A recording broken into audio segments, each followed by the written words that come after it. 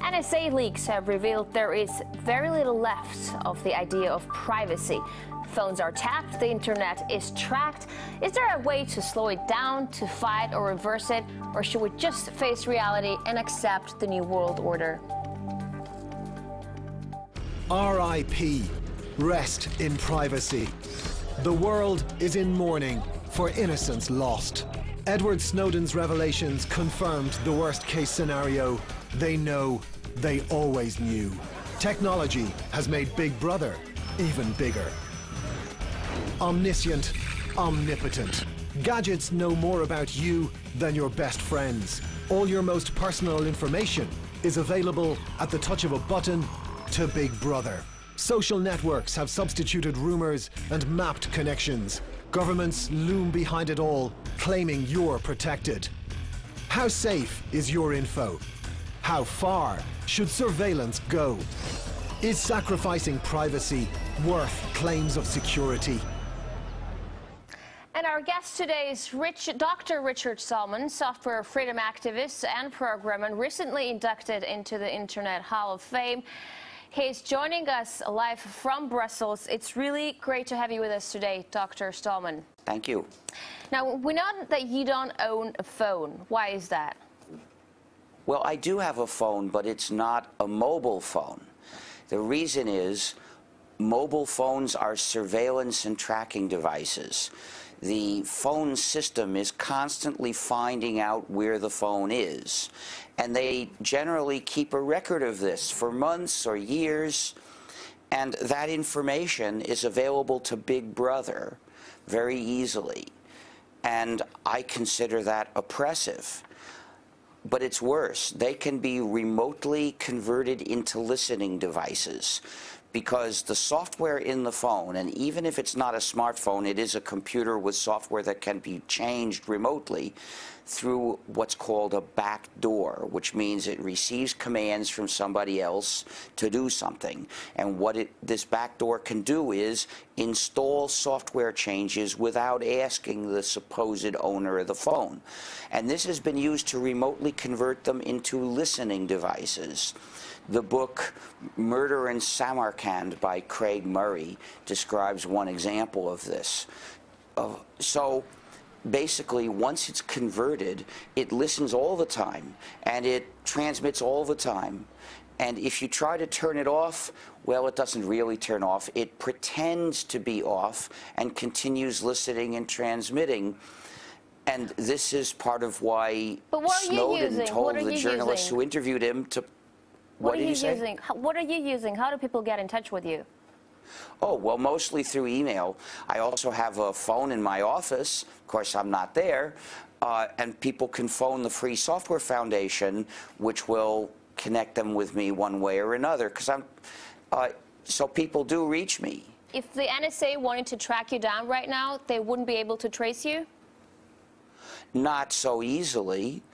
Now, I'm not trying to prevent an investigation of me.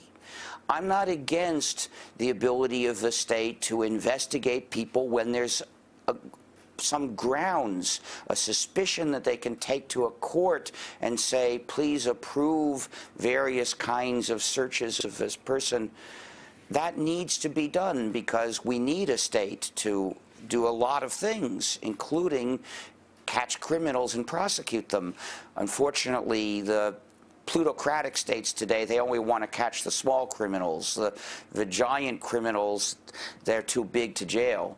But we do need that, and I don't want to make that impossible. What I object to is making a dossier about everyone all the time, because then if the state wants to get somebody, even for a bad reason, the state can get tremendous amounts of data and can always find something to punish that person for. So we should design our digital systems so that they're not recording data about everybody all the time. They should be able to start recording data about somebody when a court gives an order to investigate that person.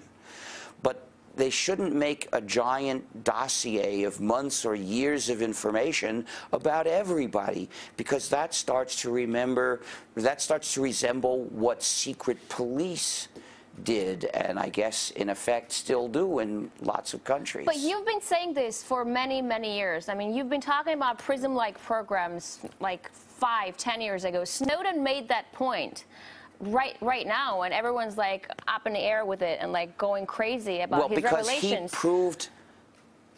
But how does it make you feel? How does it make you feel? Why didn't nobody listen to you when you were saying the same thing? I'm very happy that Snowden told us what the U.S. government and some other governments are really doing, because I had no proof. I've been saying for many years, if we look at the Pat Riot Act, I won't call it patriot because this is as unpatriotic as you can get in a country based on an idea of freedom. I said, look at this. I would guess that they are collecting all the data about everyone regularly, so, you know, fast enough that none of it gets erased between collections. But that was just a guess. So thanks to Snowden, we know that in some cases, specifically phone calls, the U.S. government is actually doing this. And we know that there are other governments that do surveillance without even the flimsy limits of the U.S. government. So I'm tremendously happy to see that Snowden has called the public's attention to this injustice, because our cause now has more momentum. We might, maybe, be able to stop this. So how far can a surveillance system with such political support and as gigantic as this be rolled back? I don't know. You see, this depends on you. This depends on the people who are watching. So I'm not interested in asking, are we going to win? Can we win? I'm interested in doing whatever I can to win. Our freedom is at stake, and this is true for people all around the world. I would guess that every country is increasing surveillance through digital technology to a level that is unprecedented in the world's history. Mm-hmm. And unless we had a great insufficiency of surveillance before, we should regard this as intolerable. We must start rejecting the so-called internet services that demand to know all about us. So don't use Facebook, for instance. But can I tell you something, though? Can I tell you something? There are some services that are important, and we need to make sure that the surveillance that they can do talk about Facebook of a little people bit in general later. is limited. But I really need to tell you something. When this whole surveillance scheme was uncovered, okay, everyone was in shock. I was disturbed. Like, we're talking, oh my God, we can't believe we're being listened to and everything we do is being looked after. But at the end of the day, everyone is like, okay, so there's nothing we can do about it. We're being listened to, and we continue using Facebook. We continue using those gadgets because, you know, we're thinking, well, if we're not doing anything wrong, people around me, I'm just saying people around me, because people keep thinking, well, we're not doing anything wrong, so what's wrong about being looked after? First of all, this idea that if you're not doing anything wrong, you have nothing to hide is ridiculous. Lots of people have things they want to hide from somebody. You know, some people, for instance, are gay, and in certain countries, they might get prosecuted for that. So lots of people have, but, you know, you might think that you do something that your boss wouldn't like if he knew. Like maybe he wouldn't like what party you vote for. So lots of people have reasons not to want everybody to know everything about them. With total surveillance, though, the state knows everything, and some companies know everything, and they can tell whoever they want. Mm-hmm. So if you want to have the possibility of some privacy someday, you had better join the fight now, because now a bunch of other people are joining the fight. Now is the moment where you can make a difference. If you wait until the day you wish you had some privacy and then try to do something, well, that day you will be one of the few people doing it, and that won't be enough. You've got to join, you've got to help make a critical mass when other people are doing it, and that's now. But what if you end up like Assange or Snowden? I mean, we're looking at these guys, and they're you know, outcasts that are trapped and they're facing heavy Well, legal they're not charges. outcasts. No, Assange is not an outcast. Millions of people, including me, admire him. And Snowden is not an outcast. Millions of people in the U.S. and elsewhere admire him. But they're so limited in his life. So please don't exaggerate. They have been besieged by the empire, but not defeated. But they're so limited in their life, in what they do. They decided to take these risks for our freedom, but they can't win by themselves. It's up to us to carry the fight forward. Mm-hmm. And in any case, by the way, Snowden will find a way to get to asylum. Mm-hmm. Companies and the government, how close are they? Like, could there be one without the other? Who's driving the relationship there? Well, there's no simple answer, but they work hand in hand. In the U.S., thanks to the Pat Riot Act, all the data that companies collect about people, they are required to turn over to the FBI without even a court order. The FBI just has to say, we want this data. We say it's relevant to something. And then the company has to turn it over secretly. So anytime a company is collecting data about you, it's collecting the data for its own purposes, but also for the state. So we must consider that corporate surveillance of us is a part of state surveillance. Of course, they're both bad. I don't want companies to have tremendous amounts of information about me either. And I generally don't use the services that would give them that information. You know, you've said earlier, don't use Facebook, talking about the social media. I mean, the platform people use to communicate with each other online. I mean, it's not all that bad, right? Because, I mean, I wouldn't have never been... Yes, it's horrible. Facebook is a monstrous surveillance engine. What's the alternative? You shouldn't use Facebook. Is there an alternative When people to it? take photos of me, I say, please don't put photos in Facebook. In my at the beginning of my speeches, I say, if you take a photo of me, please don't put it in Facebook. But what's an alternative for Facebook or other social media? Sorry, an alternative? Well, are you demanding an alternative that's very similar to Facebook? Because that's not my alternative. My alternative to a nasty system is I just don't use it. No, I'm just saying that Facebook If you start from the premise, I have to use one of those four things, so even if they're all nasty, I'm going to pick one. Well, you're basically deciding to lose in advance. So I don't use Facebook, and I don't want an alternative to Facebook. But Facebook I use the same so many alternative people, to Facebook that I was using 10 years ago. I mean, I know people who've been saved by a mere tap of a share button. It's a good thing, no? So what? That people are connected throughout the world. Sorry, people can be connected in lots of ways. But from what I've read, by the way, the book Alone Together is very interesting. What people do in Facebook is they carefully construct a false picture of themselves. All right, Richard, we're going to take a short break. But coming up next, what's more important than success, and is free necessarily popular? Welcome back to the show. Our guest is software freedom activist and guru Dr. Richard Stallman, and we're talking about the big brother reality of the surveillance state. So I gather Steve Jobs and Bill Gates aren't exactly your heroes, but do you acknowledge their contribution in bringing so many people together, creating this global community? I mean, they've embraced and nurtured innovation, huge progress. Malicious technology can't be excused if it has some good effects. Now, we've got to realize that, first of all, Microsoft's and Apple's software are proprietary. That means the users don't control the program, rather the program controls the users. Well, that's an injustice.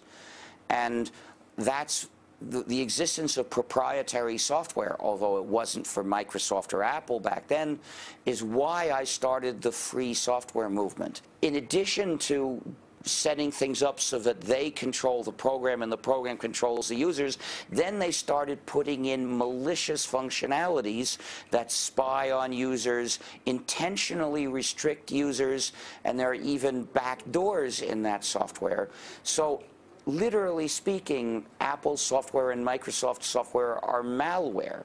And Windows 8.1 we're calling Windows Prism Edition because it's designed to require people to send data to Microsoft servers. And of course, Microsoft will hand over any of that data to the US government on request. So it puts the users in Prism. This is the nastiness that's the natural result of letting a company have control over the software that the users are running instead of the users themselves. So no, I wish they hadn't done anything. Although I realize somebody else might have done it if they hadn't, that's no excuse for their doing it. Now, can free software generate the same level of digital innovation that proprietary software has done? I don't know. I think it's a secondary question. I think freedom is more important than innovation. And when you look at a lot of the innovations that proprietary software generates, they're harmful. Like the Xbox One, which has a camera that's designed to determine who's in the room, how many people they are at least, and whether they're looking at the Xbox. Now, that's an innovation, one that we shouldn't stand for. Of course, the Xbox is nasty in lots of ways before that. But this is an example of how it's a mistake to make innovation our goal. Mm-hmm. But do you feel like people have voluntarily traded their freedom for gadgets and forum? Well, partly yes, but remember that companies are steering them by saying you can have this convenience, but only if you let us be nasty to you in that way. And yeah, people who are not sensitized to the issue, they might say yes, but there's no fundamental reason why this convenience has to require that nastiness. It's that a company figures maybe they can get you to accept that nastiness by attaching it to this convenience. Now, if we had control over how things were built, we could have this convenience in most cases without that nastiness. Sometimes it's difficult, but mostly they're connected artificially. Now, so the point is, we need more control over our technology. Now, you've said innovation shouldn't be the primary goal, it's secondary. Does this mean that personal success should also not be the people's priority? I think it's a mistake. I'm aiming for something higher. I want to live a life I'll be proud to have lived. But on the other hand, not everyone by their nature is a freedom fighter, right? You can want personal success and be a decent human being. Who knows?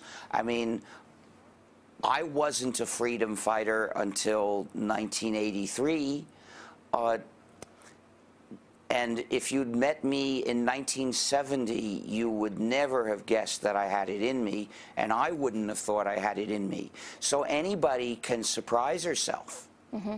Can you ever see free software superseding or even replacing proprietary software?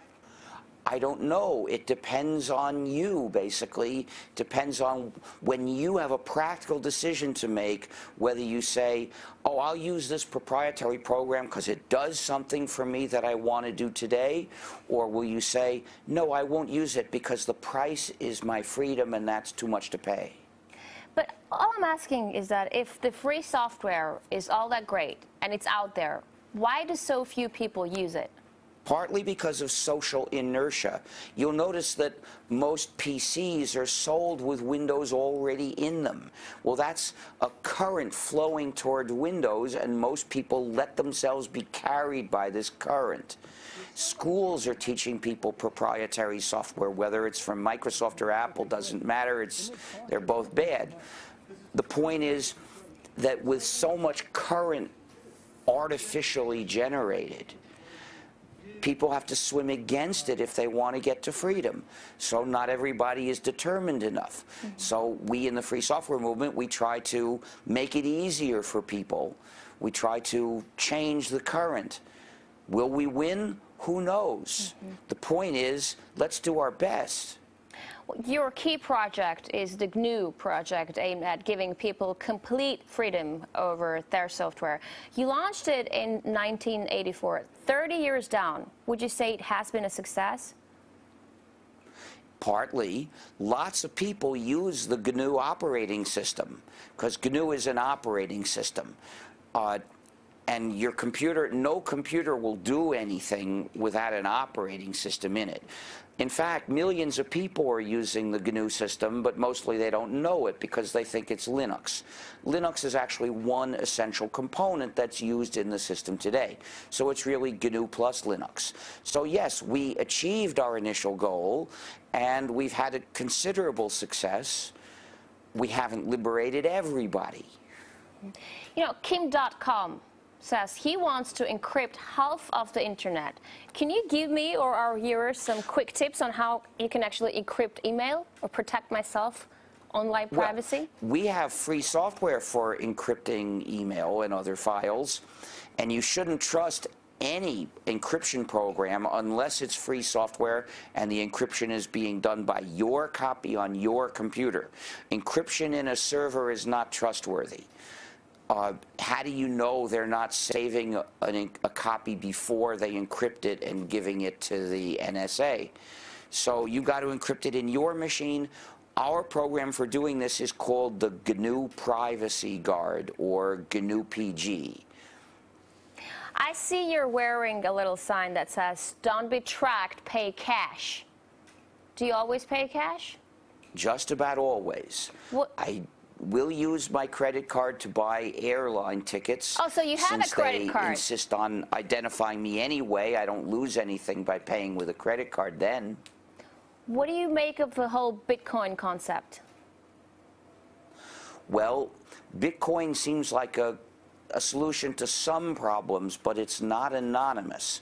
I think we need a payment system where the payer is anonymous. The payee doesn't have to be anonymous, but it has to be set up so you can pay to access a web page and do so anonymously. But is there such thing as complete anonymity? Well, there is in theory, but I'm not saying we need total anonymity. We need anonymity for the one who's paying to access the website. However, it's okay if the website operators are not anonymous in receiving this money. After all, we want them to pay their taxes. Mm-hmm. Dr. Stallman, what would you say to people who, in light of the recent events, are saying privacy is dead, that's it, and everything else is an illusion? Internet freedom is an illusion. They're being defeatist. Maybe they're suffering from a shock that's leading them into despair. But the fact is, privacy has a better chance now than it has had for the past decade or so, because now we have a lot of people who know that there's a problem and how big it is. We need to establish sufficient privacy in our communications that a government official can talk to a journalist without being caught. That's the amount of privacy that society absolutely needs if we want to keep control over what the government is doing. Dr. Richard Stallman, thank you very much for those interesting insights. That's it for today. You were with Sophie and Co and me, Sophie Shepard-Nadze. I will see you next time. Thanks for watching us.